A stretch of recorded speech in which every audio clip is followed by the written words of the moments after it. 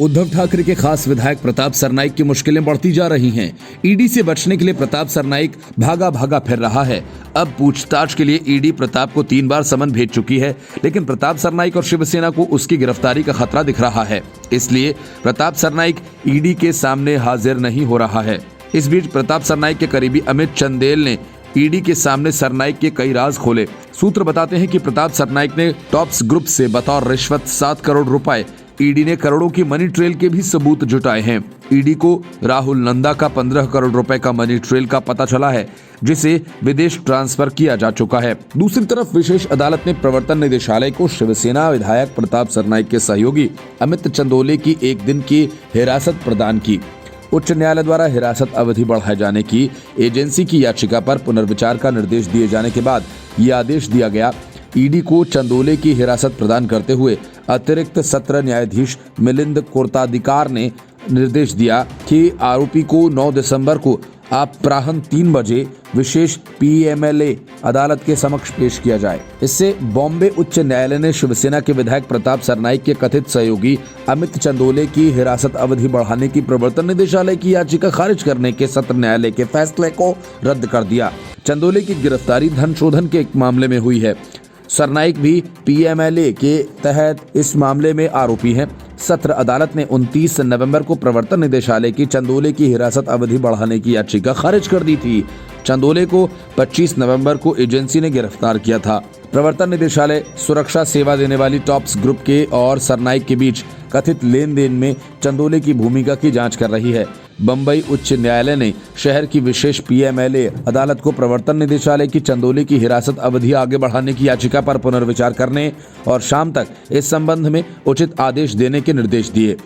चंदोले और सरनाइक पर एक सुरक्षा कंपनी टॉप्स सिक्योरिटी ग्रुप के पूर्व कर्मचारी रमेश अय्यर ने मामला दर्ज कराया था। अय्यर का आरोप था कि 2014 में Mumbai metropolitan region development authority यानी MMRDA का कंपनी से 350 से 500 गार्ड लेने का करार था, लेकिन सुरक्षा कंपनी ने सिर्फ 70% ही गार्ड दिए और MRDA द्वारा इस संबंध में भुगतान की गई राशि का कुछ हिस्सा आरोपी के निजी खातों में गया। प्रताप सरनाइक महाराष्ट्र के ठाणे के ओवला माजीवाड़ा विधानसभा क्षेत्र से शिवसेना के विधायक हैं।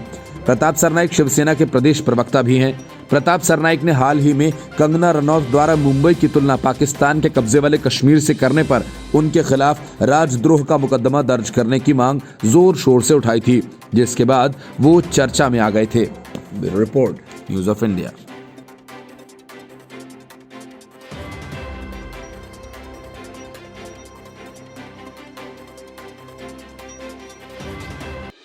हैदराबाद नगर निकाय चुनावों में कांग्रेस बुरी तरह से हारी। उसके बाद से तेलंगाना कांग्रेस में भगदड़ की स्थिति उत्पन्न हो गई है।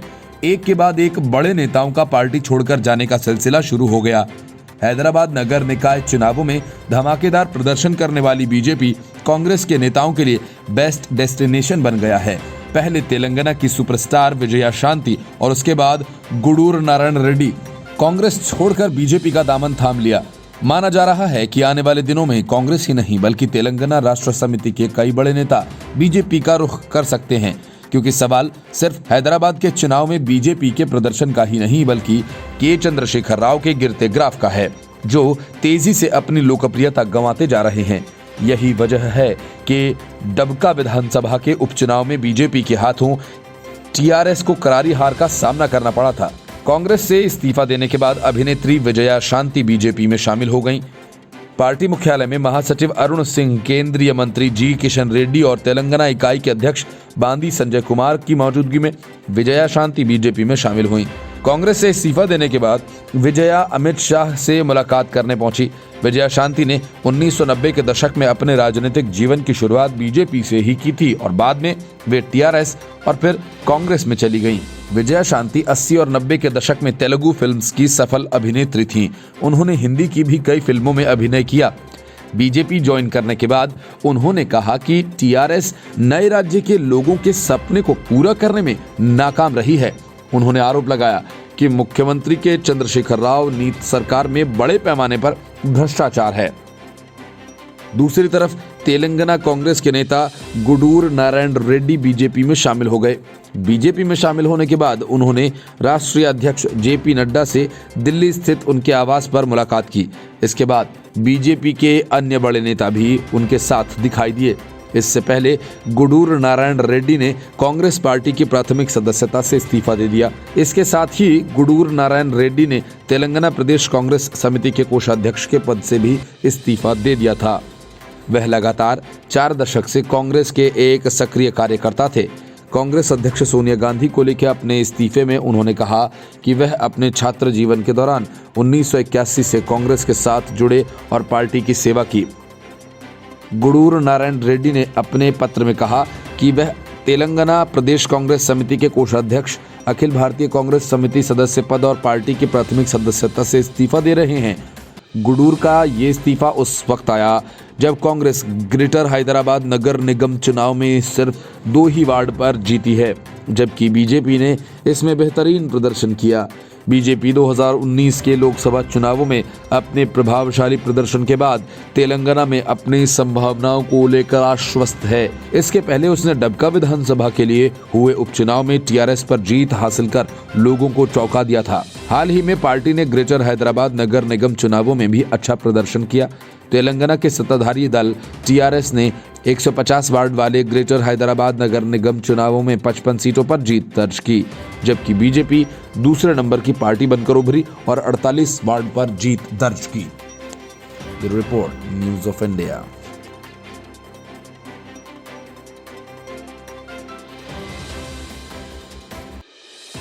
चीन के हाथों का खिलौना बने केपी शर्मा और पुष्प कमल दहल प्रचंड से परेशान नेपाल की जनता फिर से देश को हिंदू राष्ट्र के रूप में देखना चाहती है।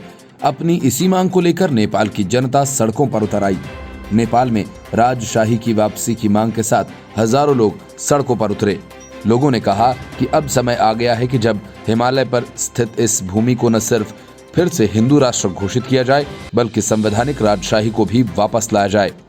उन्होंने वर्तमान सरकार और व्यवस्था को हर प्रकार से विफल करार दिया। जनता का कहना था कि देश के हित में और लोगों की भलाई के लिए ऐसा होना जरूरी है। नेपाल में पिछले करीब 1 महीने से विरोध प्रदर्शन जारी हैं।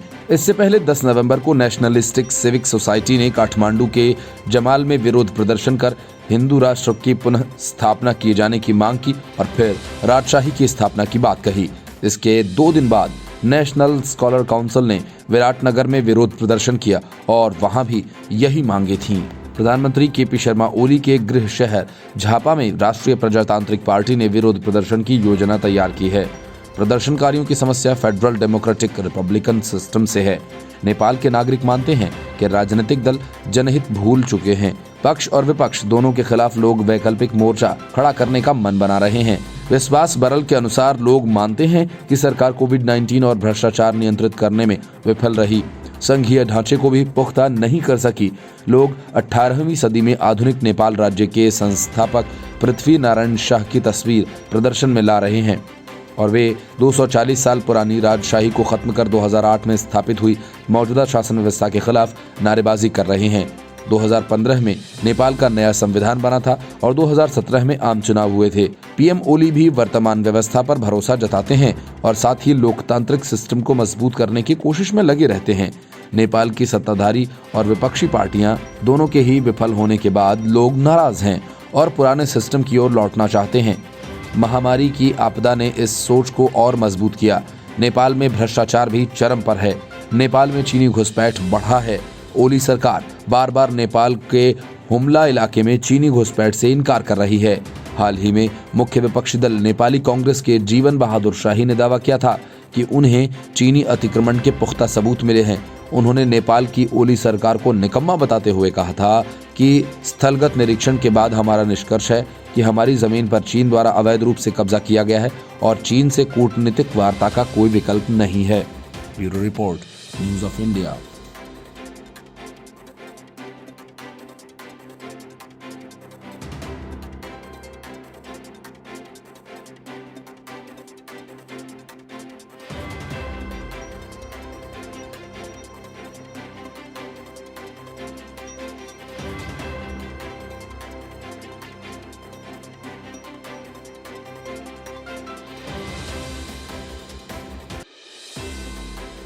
किसानों के नाम पर कांग्रेस और विपक्ष की तरफ से बुलाया गया भारत बंद बुरी तरह से फ्लॉप साबित हुआ।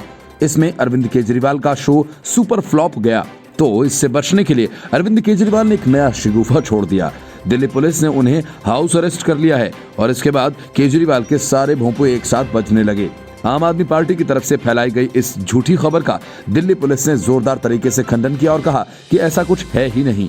आम आदमी पार्टी ने आरोप लगाया कि मुख्यमंत्री अरविंद केजरीवाल को गृह मंत्रालय के इशारे पर उनके घर में हाउस अरेस्ट किया गया है। आम आदमी पार्टी के इस सरासर झूठ पर बीजेपी नेता कपिल मिश्रा ने अरविंद केजरीवाल की पार्टी पर पलटवार किया।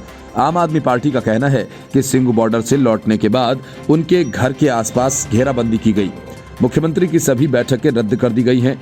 कहा जा रहा है कि मंत्रालय के आदेश पर पुलिस ने दिल्ली नगर निगम के तीनों मेयर को मुख्यमंत्री अरविंद केजरीवाल के घर के मुख्य गेट के बाहर धरने पर बैठा दिया है और इसका बहाना बनाकर पुलिस ने मुख्यमंत्री के घर के बाहर बैरिकेडिंग कर दी। केजरीवाल के विधायक सौरभ भारद्वाज ने कहा कि हमारे विधायकों को भी मुख्यमंत्री से मिलने नहीं दिया जा रहा है। हम मुख्यमंत्री आवास तक मार्च करेंगे, उनसे मिलकर उन्हें घर से निकालेंगे ताकि वह किसानों के साथ खड़े हो सकें। आम आदमी पार्टी के आरोपों को दिल्ली पुलिस ने खारिज कर दिया। दिल्ली नॉर्थ के डीसीपी ने साफ कहा कि ये आरोप झूठे और निराधार हैं। हमारी फोर्स तैनात है। अरविंद केजरीवाल कल 8 बजे भी निकले थे और 10 बजे के बाद भी बाहर आए थे। बीजेपी नेता कपिल मिश्रा ने सभी आरोपों को झूठा बताते हुए इसे भारत बंद की विफलता से जोड़ा। कपिल मिश्रा ने ट्वीट किया और कहा, मैं चुनौती देता हूं कि अरविंद केजरीवाल को हाउस अरेस्ट का झूठ बोलना बंद करें। बाहर निकलकर दिल्ली का एक भी मार्केट या बाजार या इंडस्ट्रियल एरिया दिखाएं जो बंद हो।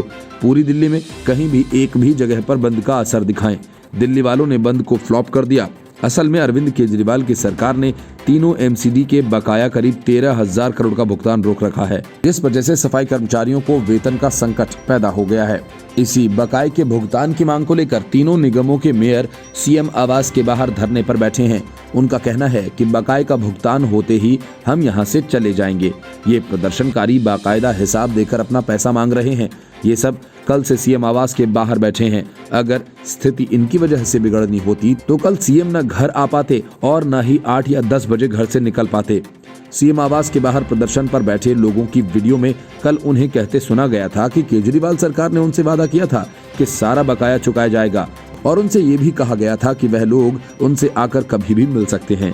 प्रदर्शनकारी शिकायत करते हैं कि कल सुबह जब वे मुख्यमंत्री से मिलने पहुंचे तो उनसे कहा गया कि सीएम उनसे मिलेंगे, लेकिन थोड़ी देर बाद सीएम बिना कुछ कहे बिना उनसे मिले चले गए। इसके बाद तीनों मेयर्स और अन्य अधिकारियों ने मिलकर वहां धरना शुरू कर दिया और ये ऐलान किया कि बिना बकाये का भुगतान लिए वे वापस नहीं जाएंगे। हमारा पैसा क्लियर किया तो ही हम यहाँ से जाएंगे। मेयर्स का कहना है कि सभी सफाई कर्मचारी हड़ताल पर जाने को तैयार हैं। यदि दिल्ली में कोरोना की चौथी लहर आई तो उसके जिम्मेदार मुख्यमंत्री ही होंगे। अब तक धरने की राजनीति करने वाले केजरीवाल खुद अब उसमें फंसते जा रहे हैं। तो आम आदमी पार्टी ने हाउस अरेस्ट की झूठी कहानी गढ़ ली, लेकिन इस तरह की कहानियों और झूठ की सियासत पर दिल्ली की जनता शायद ही भरोसा करे। Bureau report, news of India.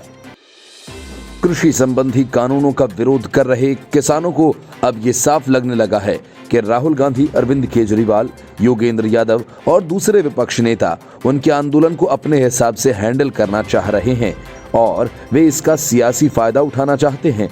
यही वजह है कि जब भीम आर्मी के नेता किसानों के बीच पहुंचे तो किसानों ने उन्हें भगा दिया। भारत बंद का आयोजन करने से पहले ही किसानों ने साफ तौर पर कहा कि अगर कोई पार्टी हमारा समर्थन करना चाहती है तो उसे अपनी पार्टी के झंडे और बैनर्स को छोड़ कर आना होगा।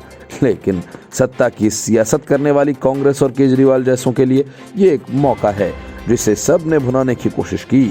लेकिन अरविंद केजरीवाल और राहुल गांधी की मिलीजुली ताकत दिल्ली में एक सब्जी मंडी तक बंद नहीं करवा सकी। थककर केजरीवाल ने खुद को नजरबंद करने का आरोप लगा दिया और अपने घर में जा छिपे।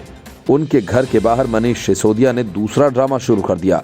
ये सब खेल किसानों के नाम पर हुआ, जिन्होंने न तो राहुल गांधी की चलने दी और न ही केजरीवाल की। किसानों के बुलाए गए भारत बंद पर प्रतिक्रिया देते हुए केंद्रीय मंत्री रविशंकर प्रसाद ने साफ तौर पर कहा, किसानों के लिए जो भी जरूरी होगा हमारी तरफ से हमेशा प्रयास होगा। मोदी सरकार किसानों के हक में हमेशा रही है और रहेगी। उन्होंने विपक्षी दलों पर निशाना साधते हुए कहा कि 1000-10,000 लोग अगर आकर दिल्ली को घेर लेंगे तो देश ऐसे नहीं चल पाएगा। उन्होंने कहा कि दिल्ली को पैरालाइज करके अपनी मांग मनवाना ठीक नहीं है। विरोध का अधिकार है, लेकिन अव्यवस्था का अधिकार नहीं। ये सिर्फ केवल विरोध के लिए विरोध हो रहा है। केंद्रीय मंत्री मुख्तार अब्बास नकवी ने कहा कि जैसे शाहीन बाग में भोले भाले लोगों को गुमराह किया गया था, वैसे ही अब किसानों को किया जा रहा है। नकवी ने कहा कि एमएसपी को लेकर पॉलिटिकल पार्टीज और कुछ लोगों ने हौवा खड़ा कर दिया है।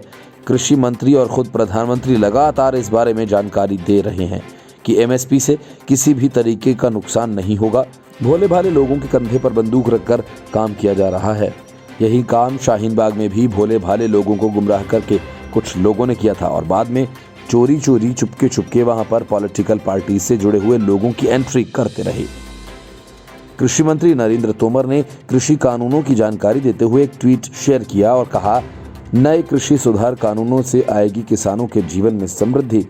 विघटनकारी और अराजकतावादी ताकतों द्वारा फैलाए जा रहे भ्रामक प्रचार से बचें। एमएसपी और मंडियां भी जारी रहेंगी। किसान अपनी फसल अपनी मर्जी से कहीं भी बेच सकेंगे। स्मृति ईरानी ने कहा कि भारत बंद किसानों ने नहीं बल्कि विपक्ष ने ऐलान किया है। विपक्ष पहले से ही यही चाहता है कि भारत बंद हो जाए। केंद्रीय मंत्री ने दिल्ली के मुख्यमंत्री अरविंद केजरीवाल पर भी निशाना साधते हुए कहा, उन्होंने कृषि बिलों को पहले ही स्वीकृति दे दी थी जब सरकार द्वारा बिल के लिए बजट अधिसूचित किया गया था। स्मृति ईरानी ने विपक्ष पर आरोप लगाते हुए कहा कि देश में अराजकता फैलाना चाहते हैं। कांग्रेस समेत कई राजनीतिक दलों ने भारत बंद का समर्थन किया। शिवसेना ने भी किसानों के बंद को अपना समर्थन देने की घोषणा की। शिवसेना के सांसद संजय राउत ने ट्वीट करके किसानों की ओर से बुलाए गए राष्ट्रव्यापी बंद को शिवसेना का समर्थन दिया। शिवसेना सांसद संजय राउत ने ट्वीट करके कहा था कि किसान अन्नदाता हैं, इसलिए उनके प्रति हमारी नैतिक जिम्मेदारी के नाते देश की जनता को भी किसानों के बंद में स्वेच्छा से हिस्सा लेना चाहिए। Bureau report, news of India.